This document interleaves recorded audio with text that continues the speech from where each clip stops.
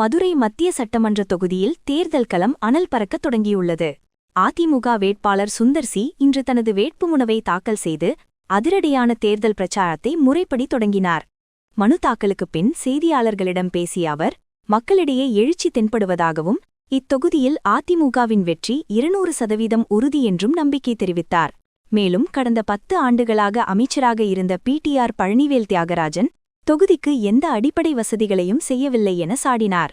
Sundar C மதுரைக்கு சம்பந்தமில்லாதவர் என்ற கனிமொழியின் விமர்சனத்திற்கு பதிலடி கொடுத்த அவர், கனிமொழி என்ன தூத்துக்குடிக்காரரா? அவரும் சென்னையைச் சேர்ந்தவர்தான் என்று குறிப்பிட்டார்.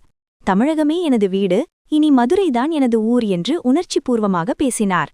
மதுரையிலேயே வீடு எடுத்து தங்கி மாதத்தில் 15 நாட்கள் மக்களுடன் நேரடியாக இருப்பேன் என உறுதியளித்த சுந்தர் சி, மதுரையை லஞ்சமில்லாத முதன்மை நகரமாக மாற்றுவதே தனது லட்சியம் என்றார். நாளை முதல் தொகுதி முழுவதும் முழுவீச்சில் பிரச்சாரத்தை தொடங்க அதிமுக மற்றும் கூட்டணி கட்சியினர் திட்டமிட்டுள்ளனர். மதுரை மத்திய தொகுதியில் வேட்பாளராக வேட்புமனு தாக்கல் செய்துள்ளேன். இங்கே வந்ததிலிருந்து மக்கள் எனக்கு வரவேற்பாகட்டும், ரெட்டலை கொடுக்குற ஆதரவாகட்டும், இதெல்லாம் பார்க்கும்போது ரெண்டு விஷயங்கள் நம்பிக்கை எல்லாத்துக்கும் வந்திருக்கு. மதுரை மத்திய தொகுதி மக்கள் என்னை வெற்றி வேட்பாளராக ரெட்டலை சின்னத்தில் வாக்களித்து ஒரு MLA வாக்கி எடப்பாடியார் தலைமையினால் ஆட்சி அமைக்க உறுதியாக நம்பிக்கை எனக்கு பரிபூர்ணமாக இருக்கிறது.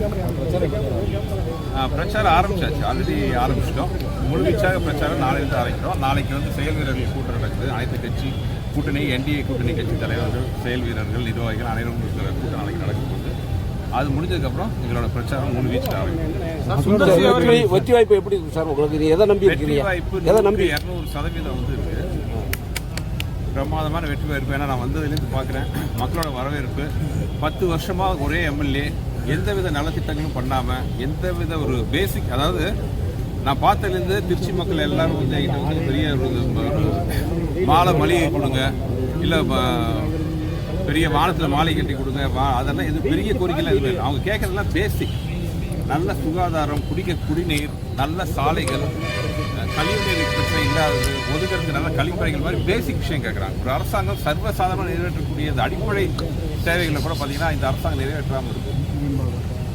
அதே மாதிரி போக்குவரத்து இடைஞ்சல் ஆகட்டும், எங்கே பார்த்தாலும் ஒரு கிலோமீட்டர் தாண்டதுக்கே பார்த்தீங்கன்னா 2 மணி நேரம் ஆக வேண்டியதாக இருக்குது.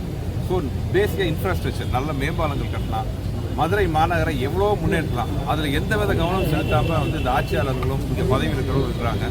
எங்கே பார்த்தாலும் ஊழல், லஞ்சம், லாவண்யம், மாநகராட்சி ஊழல். மதுரையில் இருந்த நம்ம மாநகராட்சி ஊழல் எல்லாத்துக்குமே தெரியும்.